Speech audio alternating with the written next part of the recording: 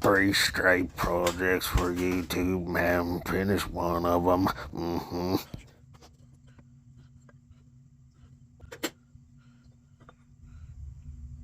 Some folks call it a sling blade. I call it a Kaiser blade.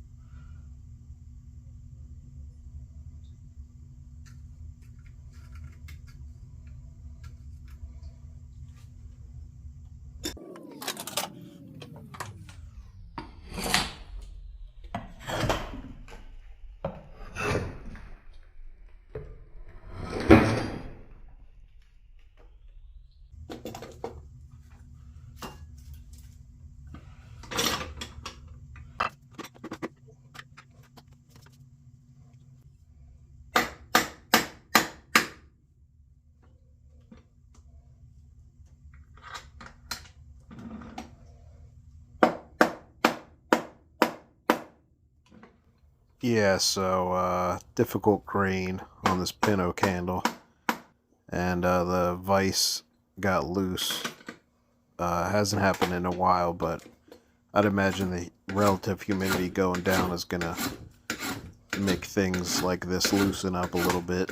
Happens every year with not the driest wedged axes. You wedge your axe when it's as dry as possible. So I started this off with Wells. I got a cameo for Billy Bob Thornton, and yeah, I've done 3 projects, unfinished projects on YouTube, and one of the reasons why is because I'm not exactly happy with how dry the lumber is, so I'm kind of delaying it, and I'm working on other projects at the same time, so I'm still not to handle shape on the long handle, so that still has a long way to go, but I decided to start working with hand planes because I'm not very comfortable shaping it, thinning it in other ways right now. Maybe I'll use a long draw knife, like a 10-inch draw knife out to sharpen it up.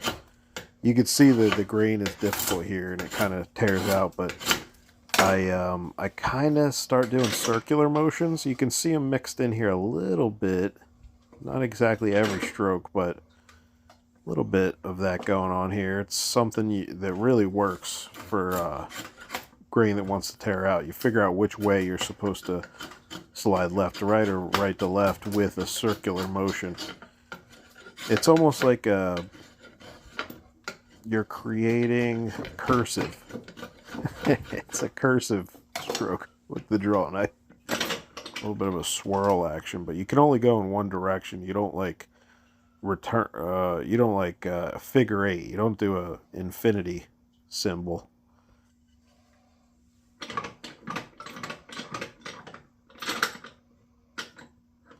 I was explaining some. By the way, this is why I like to keep a little bit of a square palm swell, because it really works well with the vise. You can see right there, that was actually probably the worst tear out I had, right at the shoulder. Kind of fucked it up actually, but it'll just have to be a thin shoulder, I guess. You see throughout this video I try to angle the draw knife the correct way for the palm swell, which the back of the handle is lower than the front of the handle because that's the angle your hand takes. I'll have to show that more in a different video, but later in the video you'll see me making sure I get down with that angle. Right there, that was wrong. Maybe I fixed that? I don't know. I don't have a huge system here. I just kind of look at it, I see what I need to fix, and it can be out of order. It's a little bit chaotic how I make handles sometimes. If there's like a time limit, or if commission or something, I'm a little more efficient and I'm a little more thoughtful. But this handle, I wasn't quite sure if it was going to even become a handle. The lumber's not great. The eye is a little short. It's not long enough, sort of thing, maybe. So I had to pick out that small plum. You can really see the circular motion there, but yeah, I wasn't sure this handle was actually going to become a handle. You can see the knot in the back of the palm swell. It's not a perfect piece of lumber at all. So I'm kind of just, you know, going with it, not really caring if I fuck it up. That is only because of abundance. When it comes to a hatchet handle, you can get a hatchet handle very quickly. Well, not quickly. You can get a hatchet handle very easily. All you have to do is split a round of firewood, and there you go. You got a hatchet handle billet. But the easy part, yeah, but the waiting for it to dry is a little more difficult when it comes to lumber of a hatchet. Yeah, I'm just switching it up, going with the spoke shave.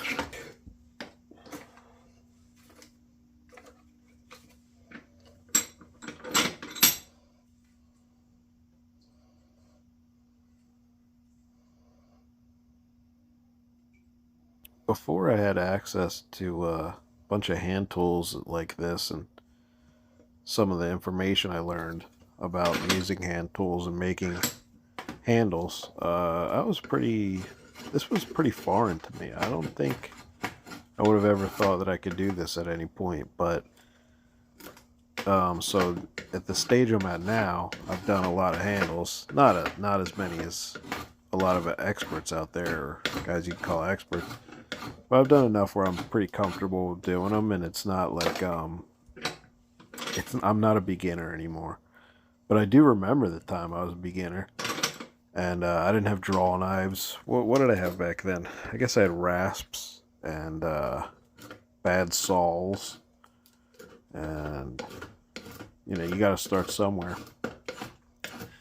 But I'm very lucky. I feel very lucky to be able to use this stuff.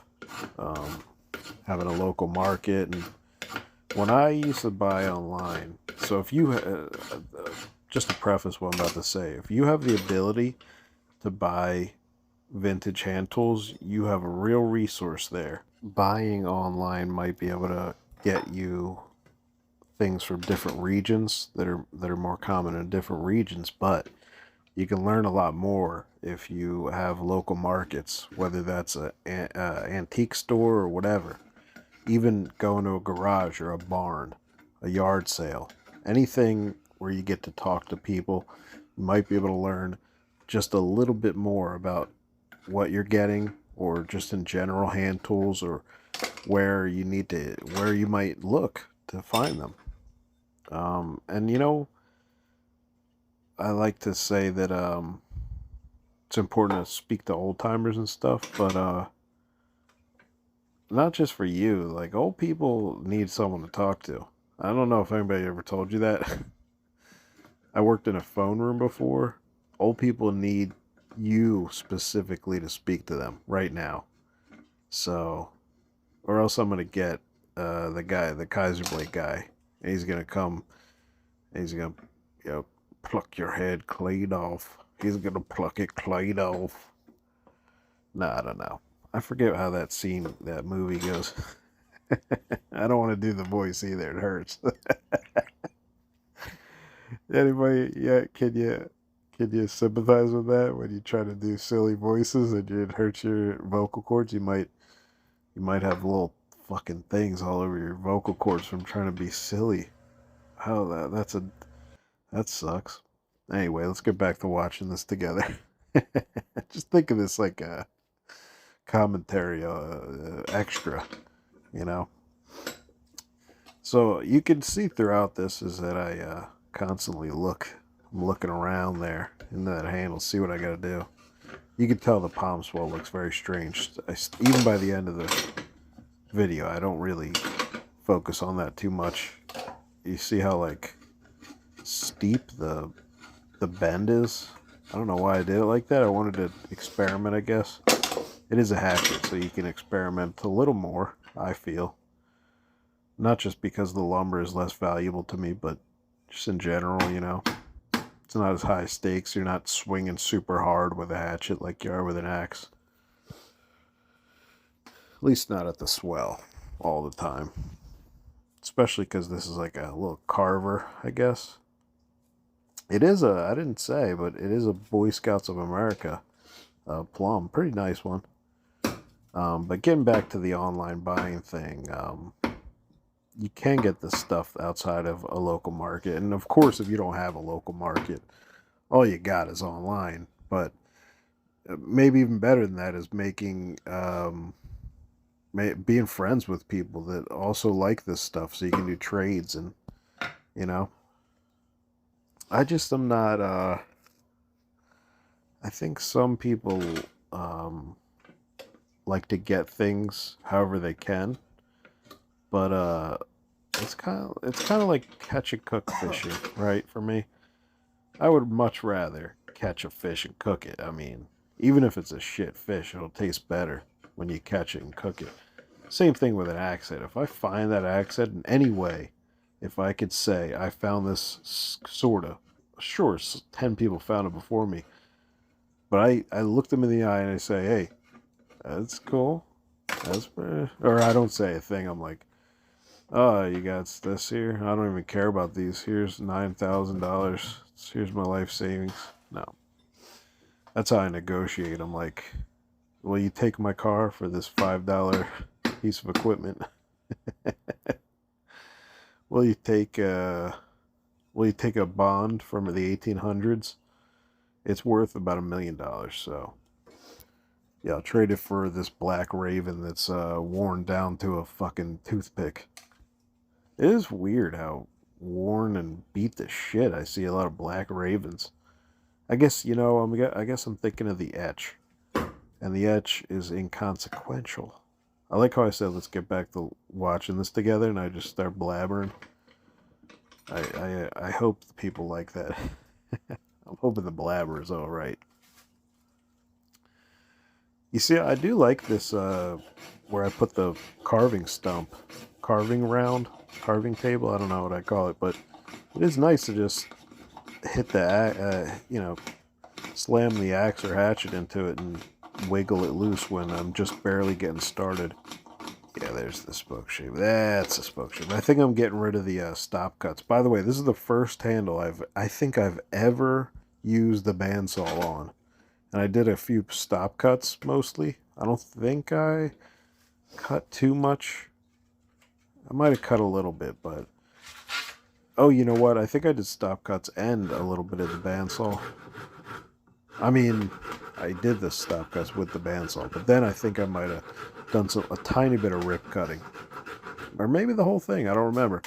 But this went really fast, and also maybe that's why the swell looks like that. I kind of did some goofy cutting and just kind of left it like that a little. That is one of the, like, safety is an important, guys. If you get wood chips or like wood dust in your sandals, that is a bummer. Cutting off your toes or mutilating your foot, not a big deal, but feeling something in between your toes, I mean, send me to jail. I'll take a sentence. I'll take hard time instead of that. I mean, maybe I'm a little autistic now. I'm thinking about it. Maybe if I go to the beach, I have a little bit of a meltdown. No, I'm kidding. So many particles. So many little specks of sand. So yeah, I haven't grabbed anything but the spoke shave and the 6-inch draw knife. Interesting.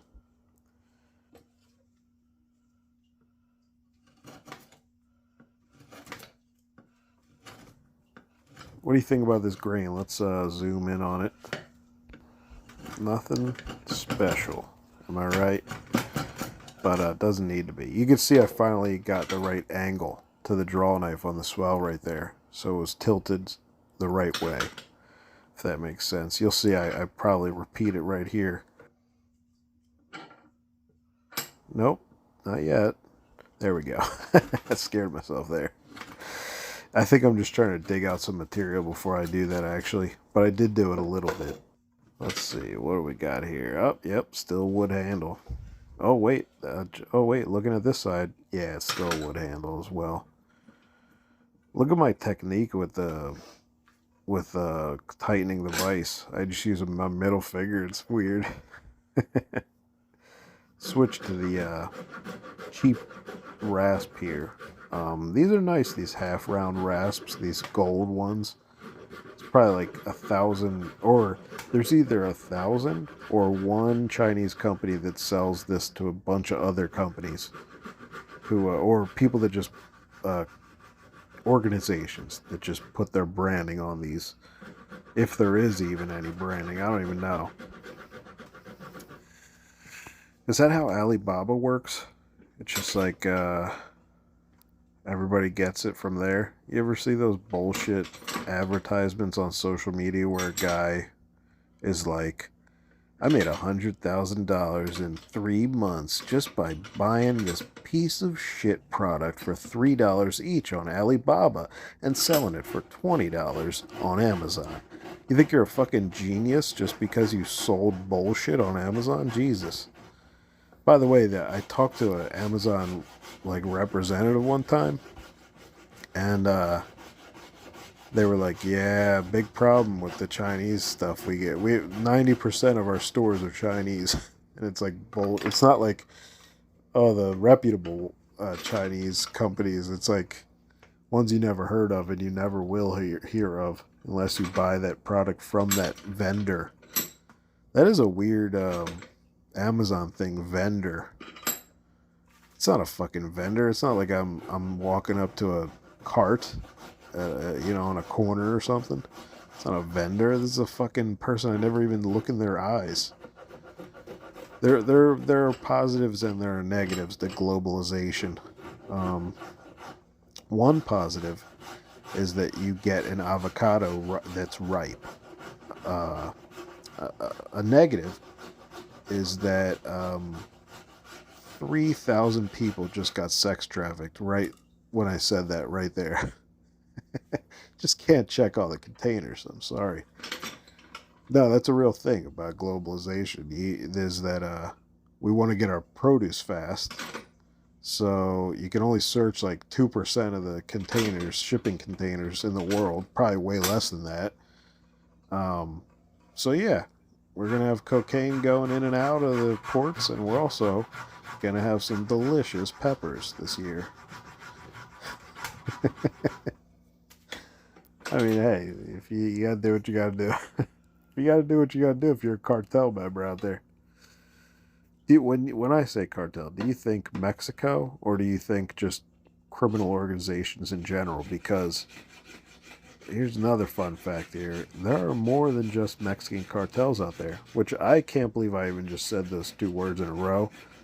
I kind of make it a rule of thumb never to mention any cartels really. You guys do whatever you gotta do. Just leave me alone, please. I don't got any problems with you guys, man. You guys are doing good for yourselves. No, seriously, I'm actually a little bit afraid of murderous drug organizations. I don't know about you guys. Just part of my natural way about me, Whenever there's like a murderous thing going on, I try to avoid it a little bit. I try to get out of there personally. If I'm at a bar or something and people are getting murdered, I'm actually like hesitant to keep ordering drinks. Really, just personal preference. I don't know if anybody else is like that. Probably not. I'll probably put a poll up later, see if anybody else likes murderous stuff. I don't know why I keep saying murderous. Sounds like I'm asking to be killed, and me and a couple other people. Murder us, please. No, don't mind if you do. Murder us. Oh man, you never want to say that right after you talk about a cartel. Speaking of cartels, I heard Saudi Arabia is a nice place to go if you are in one, or just any kind of high level.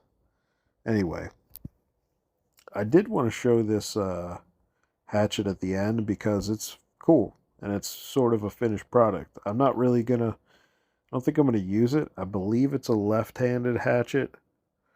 I guess I put it on the wrong way, but it's on well. See how that doesn't really have an edge, but whoever used it last took good care of it, it looks like. It's not a terrible edge on it. Ah, yes, this is where we part ways. Goodbye.